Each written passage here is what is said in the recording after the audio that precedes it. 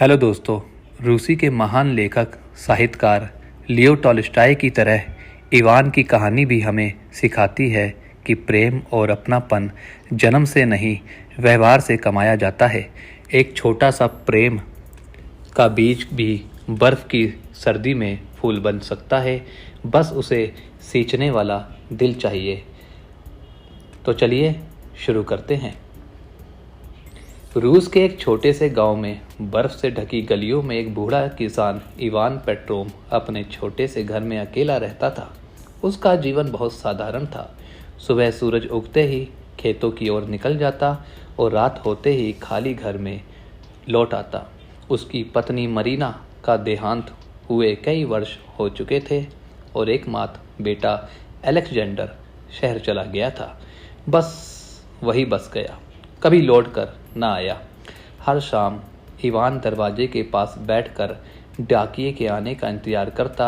उसे उम्मीद थी कि शायद आज बेटे की चिट्ठी आए, लेकिन सालों बीत गए और वह चिट्ठी कभी नहीं आई। पड़ोसी अक्सर कहते, बूढ़े इवान, बेटा अगर आता तो अब तक आ गया होता, भूल जाओ उसे। इवान बस मुस्कुरा देता, वो नहीं भूला है मुझे, एक दिन जरूर लौटेगा। एक कड़ाके की ठंडी रात जब बर्फ पड़ रही थी, इवान अपने छोटे से चूल्हे के पास बैठा था। तभी दरवाजे पर धीमी दस्तक हुई। दरवाजा खोलते ही उसने देखा एक दुबला पतला कांपता हुआ किशोर खड़ा था। उसके कपड़े फटे हुए थे और चेहरा थकान से भरा था। मुझे कोई जगह चाहिए रात बिताने को, लड़के ने कांपती आवाज में कहा। इवान ने बिना कुछ पूछे उसे अंदर बुला लिया। आओ बेटा, आग के पास बैठो। उसने उसे खाना दिया, गरम दूध पिलाया और अपनी पत्नी की पुरानी ऊनी चादर ओढ़ा दी।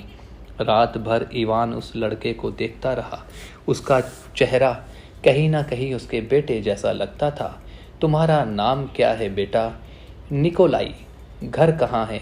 नहीं है कोई घर, अब सब खो चुका हूँ।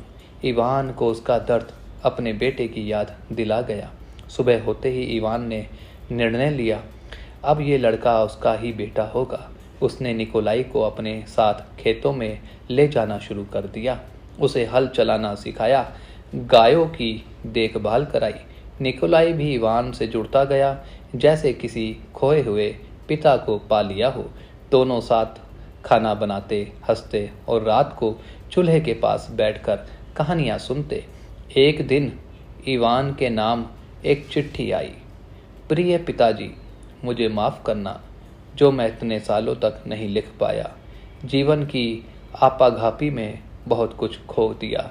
अब मैं लौटना चाहता हूँ आपसे मिलने, आपके चरणों में बैठने। आपका बेटा अलेक्जेंडर।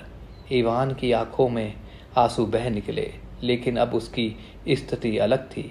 उसके जीवन में पहले ही एक बेटा था, निकोलाई। एक हफ्ते बाद अलेक्जेंडर गांव पहुंचा। जब वह अपने पुराने घर की चौखट पर पहुंचा तो देखा एक बूढ़ा किसान एक लड़के के साथ खेत जोत रहा है। पिताजी, अलेक्जेंडर ने पुकारा। इवान ने देखा, कुछ पल रुका, फिर धीरे से कहा, तुम अब लौटे हो, लेकिन मैं अब अकेला नहीं हूँ। निकोलाई ने सिर झुका लिया। अलेक्जेंडर ने कुछ नहीं कहा। वह कुछ देर वही खड़ा रहा, फिर आगे बढ़ा और दोनों इवान और निकोलाई को गले से लगा लिया। उस शाम तीनों एक साथ चूल्हे के पास बैठे थे। इवान के चेहरे पर वर्षों बाद सच्ची शांति और संतोष था। उसने धीरे से कहा, खून का रिश्ता जरूरी नहीं, सच्चा प्रेम वहाँ होता है जहाँ आत्मा जुड़ती है। मैंने अपने बेटे को खोया, लेकिन ईश्वर ने मुझे 2 लौटा दिए।